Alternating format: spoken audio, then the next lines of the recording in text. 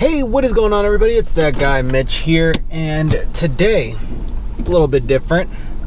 So this is now a year that I have owned my Jeep, and we are 20,000 miles in. What have I learned? What have I enjoyed? What have I disliked? So this car has been great. That's all I can say, really. That's the biggest point that I'm going to get across is this car has been phenomenal. This car has been extremely reliable. It's been fun to drive, and I've had a blast with this car. So I bought a 2021 Jeep Wrangler Sport S. So this is the two-door model. This is the soft top model as well, and this has the 3.6 liter engine. So that's kind of just the rough specs of it. So there was a few things going into my mind when I decided to get this specific version, right? So I could have gone with the four-door, the Rubicon, the Willys, the Islander. There were so many different models out, but this is probably the one that I enjoyed the most, the one that really appealed to me. So for me, knowing that this was going to be my daily driver, I wanted to get a car that was going to be decent on gas, knowing that these cars are not aerodynamic whatsoever. I wanted something that wouldn't break the bank, and so that kind of really excluded the Rubicon and the Sahara model. So those two were kind of out of the budget for me.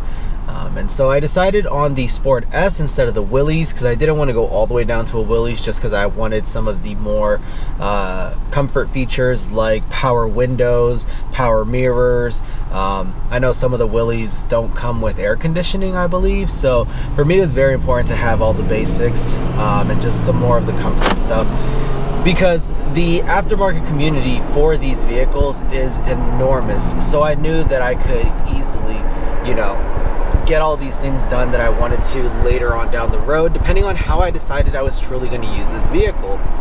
And I think, like most people, when they buy a Jeep Wrangler, they're just like, oh, I'm going to go off-roading, and I'm going to put bigger tires, put a lift on it, put a snorkel, put a roof rack, put a roof tent, and the list just goes on, and you end up going down this very deep rabbit hole. And I'm not one to say that I didn't do that either. Right, so just a quick list of some of the modifications I did to the car. I believe the first modification I did was I actually added a new headlight system. Right, so I bought mine. It was stock halogen headlights that, yeah, they were okay. They were pretty bright, but I wanted something a little bit more modern. So I went ahead and picked up some aftermarket LED lights from Amazon. If you guys haven't seen that video, check it out on my channel. Also, I'll leave links for all of my upgrades in the description below. So that was definitely one of the things that I wanted to change at first. So we upgraded the headlights. This car came with a plastic bumper. So from factory, you can order a steel bumper, but I decided I wanted to go aftermarket because I wanted something that would look a little bit different. So I ended up going with an aftermarket one, and yeah, that was great. Super easy install, and luckily I haven't had to use it. Where I live, there's a lot of deer, so that's really why I wanted something steel, so that in case of an accident, my car was a little bit more protected. And it has the option to mount some more light bars to it, and also a winch in the near future, because that's something that I probably will add. And shortly after that, I did what any logical person who buys a Wrangler would do. I lifted it. Right, so I looked at so many different lift kits, and there are endless lift kits. There are from well-known brands, there are from not so well-known brands, and I wanted something, not on the very low end, just, like spring spacers. I wanted something a little bit more than just that. So I ended up going with a Rough Country 3.5-inch lift. Again, link will be in the description. So that one kind of brought, some springs, some shocks, and really the stuff that I wanted to upgrade. And I also went with some new wheels. Now, wheels and tires are not cheap, and I wanted to go with some 35s. And I searched the internet, and there are so many different options, but again, you know, you're spending over $2,000 on just wheels and tires. And so it was kind of one of those things where it's just like, well, I don't really know exactly what I want. You know, I didn't know if I wanted beadlock tires. So I decided to go on just some plain, you know, wheels and tires. My tires actually are from a company I had never heard of called, honestly, I don't even remember the name of the company of the tires that I got.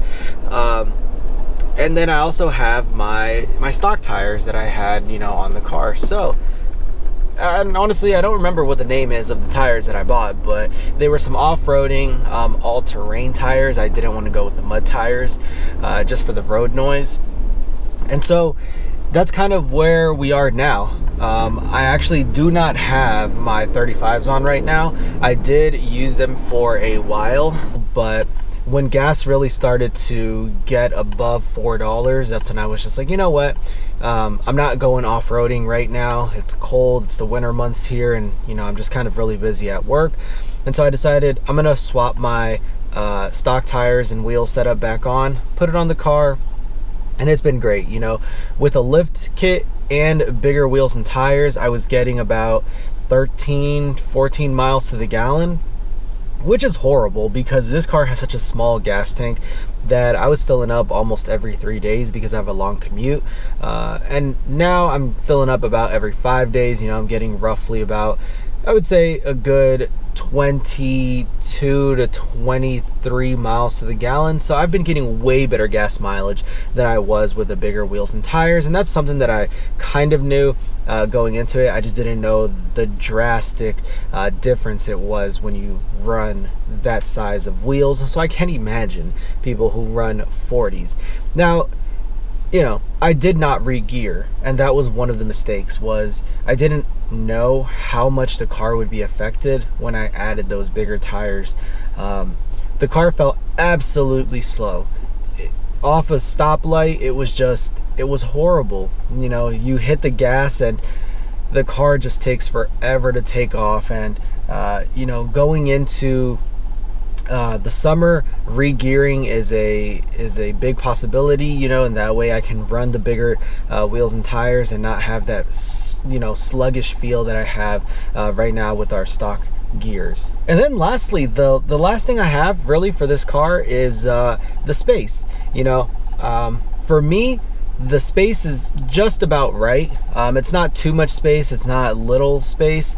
The only downside is really during the summer I removed this rear seat because I don't have anyone riding with me. So I'll remove the rear seat, put it away in storage, and I'll just have kind of like an open trunk area or open rear, whatever you want to call this back area. And it just makes for a lot more space. You know, it's not really like the car is lighter. This probably weighs between 50 and 60 pounds, so it's not that bad. But definitely, if you own a two-door and you don't have anyone riding in the back seat, highly recommend you take out the back seat, and you'll have a much better experience when you have cargo with you. And then lastly, I love the soft top, just because for me, being able to take the top down is such a convenience, and such, you know, like in a pinch, just take it down on a nice day. You don't have to worry about unscrewing anything. Just a few latches here and there and it comes off. So some of the videos we have coming up soon, we're adding some step lights so that when I open the door at night, we have lights on the ground. That's one of the things that I would much prefer in this car, just because it is lifted off the ground. And sometimes it's nice to be able to see where you're going to step down from, or even when you unlock the car, just to kind of see your surroundings underneath the car. So that's something that's coming up as well. And we're going to go ahead and try to update our infotainment center. I have a 7-inch screen, but there are some other options out there and that we're going to explore. So be sure to subscribe to the channel. I know that I haven't posted in a while, mainly just due to winter months being kind of hard to film. Weather on the East Coast isn't that great during the winter months, but hopefully it starts to warm up soon and we can crank out a little bit more videos. So if you guys enjoyed this video, I know it's not anything fancy, just kind of from the car. Be sure to subscribe, guys, and I'll catch you in the next one.